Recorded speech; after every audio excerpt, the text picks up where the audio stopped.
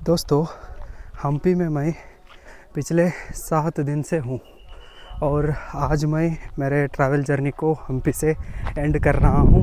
Next एक और tourist location को जाने वाला हूँ। हम्पी का सफ़र मेरे लिए कैसा था, इसके एक्सपीरियंस को मैं आपके साथ शेयर करना चाहता हूँ। जैसा कि आपको पता ही है, हम्पी एक ब्यूटीफुल टूरिस्ट प्लेस है।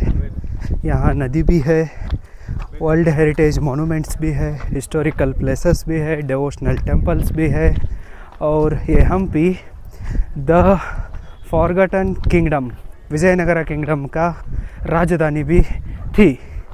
आज भी हम्पी बहुत ही खूबसूरत है। हम्पी में मेजॉरिटी ऑफ मोनूमेंट्स डिस्ट्रॉय हो चुके हैं ड्यू टू तालिकोटा वार।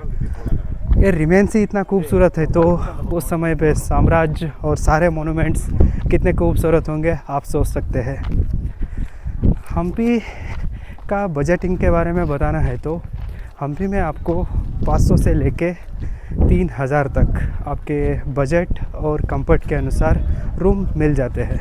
यहाँ रहने के लिए कोई प्रॉब्लम नहीं है। मैं तो सिंगल ही आया था, सोलो ट्रैवलिंग, और मैं विरूपाक्ष मंदिर के पास ही रुका था। उधर मुझे 1500 पर डे के लिए अच्छा रूम ही मिला था। उसमें हॉट वाटर भी आता था, फ़ैन भी था, कॉट भी था, सब कुछ अच्छा था। उसमें एक ही था कि पार्किंग नहीं था। अगर आपको पार्किंग भी चाहिए, एसी भी चाहिए, सब कुछ चाहिए, तो उस तरह का रूम के लिए इधर मिनिमम 2500 से लेके 3000 पे करना पड़ता है। मैं तो कार से आया हूँ, इधर कार पार्किंग के लिए कोई दिक्कत नहीं है, लेकिन कुछ मोनूमेंट्स को और टूरिस्ट प्लेसेस को कार नहीं जाती है, चलते जाना पड़ता है। लेकिन हर जगह तो कार पार्किंग है। हम्पी के विरूपाक्ष मंदिर के सामने ही 4 व्हीलर पार्किंग है। उसका फीस सिर्फ पर डे के लिए 20 रुपये है। और ये छोड़ के बाकी हम्पी में आप किधर भी अपने कार को पार्क करो, कोई नहीं पूछता है, कोई टिकट नहीं है। ये एक अच्छी बात है। और स्टोन चैरियट को कार नहीं जाती है, उधर चलते जाना पड़ता है। आप हम्पी के विरूपाक्ष मंदिर से भी चलते जा सकते हैं, नहीं तो जिधर तक कार जाती है उधर तक जाके फिर उधर से चल के जा सकते हैं। और कुछ सोलार इलेक्ट्रिकल व्हीकल्स भी है। और हम्पी का वेदर तो अच्छा है। मैं अब जनवरी महीने में इधर आया हूँ न्यू ईयर के लिए, 2025 first month of 2025 I am here in Hampi. So थोड़ा ऐसा देखा तो धूप है, ज़्यादा धूप है, लेकिन इस सिटी को तुंगभद्रा नदी सराउंड करने की वजह से इधर उतना ज़्यादा गर्मी नहीं होती है। हिल स्टेशन है ना, और कुछ बीच बीच में पेड़ भी है, नदी भी जा रही है, इसलिए ठंड हवा आती रहती है। इसलिए कितना गर्मी है तो भी उतना जलन कुछ नहीं होगा, हमारे जैसा इधर तकलीफ़ नहीं होगा। धूप है तो भी इधर आपको कंफर्ट मिलेगा, अच्छा एक फील होगा। ये तो हो गया इधर स्टे करने के बारे में इंफॉर्मेशन और कार पार्किंग के बारे में इंफॉर्मेशन। बाइक भी आप लेके आ सकते हैं, साइकिल भी इधर रेंट पर मिलते हैं, कार भी रेंट पर मिलते हैं। और क्या चाहिए आपको।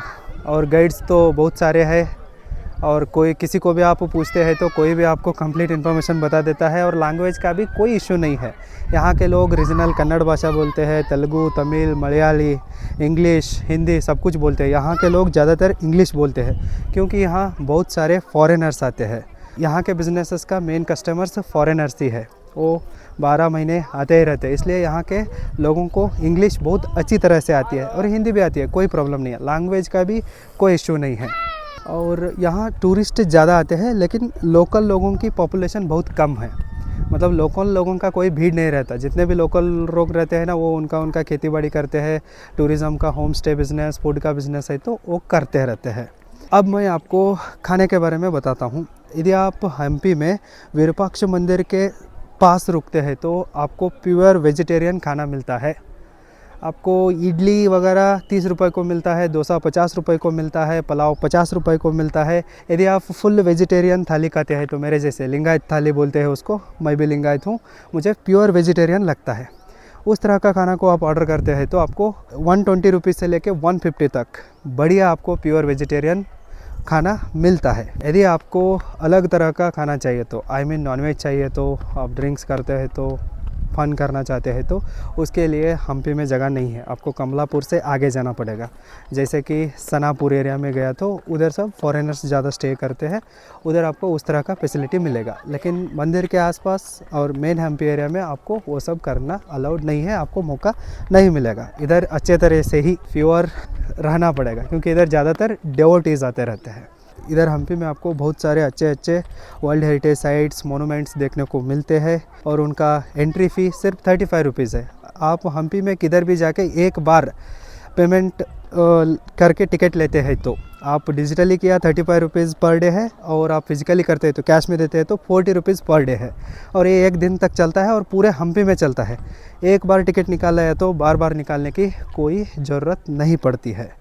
दोस्तों, मैं तो मेरे लाइफ में अकेले हूँ और इसलिए मैं ज़्यादातर सोलो ट्रैवलिंग ही करता हूँ। दुनिया घूमना मेरा सपना है, इसलिए मैं इस लॉगिंग चैनल को शुरू किया हूँ। हम्पी में आके मुझे बहुत सारे ट्रैवलर फ्रेंड्स भी मिले और कुछ फॉरेन यूट्यूबर्स भी मिले, वो भी ट्रैवल करते रहते हैं, लॉगिंग करते रहते हैं। बहुत सारे फ्रेंडशिप्स भी हो गए। फॉरेनर्स के साथ बात करना बहुत आसान होता है। आप उनके साथ आई कांटेक्ट करते हैं तो वो आपको गुड मॉर्निंग कहते हैं, हेलो कहते हैं, नमस्ते कहते हैं। आप भी उनके साथ बात करते हैं तो उनके साथ आपका एक अच्छा खासा चाट हो सकता है। मुझे भी 2-3 फॉरेनर के साथ इधर बात हुआ, दोस्ती भी हुई। टोटल अब कंक्लूजन बताना है तो दोस्तों, हम्पी तो अच्छा प्लेस है, आपको पता है, और ये अफोर्डेबल भी है।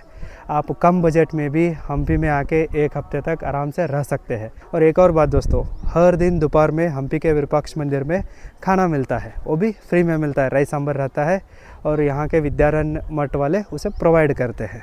ओके दोस्तों, ठीक है दोस्तों, ये था हम्पी का मेरा ट्रैवल एक्सपीरियंस। यदि आपको मेरा ये ट्रैवल लॉग्स अच्छे लगे तो प्लीज़ लाइक कीजिए, फीडबैक्स दीजिए, कमेंट कीजिए, चैनल को सब्सक्राइब करके सपोर्ट कीजिए। फिर मिलेंगे। Thank you, bye bye.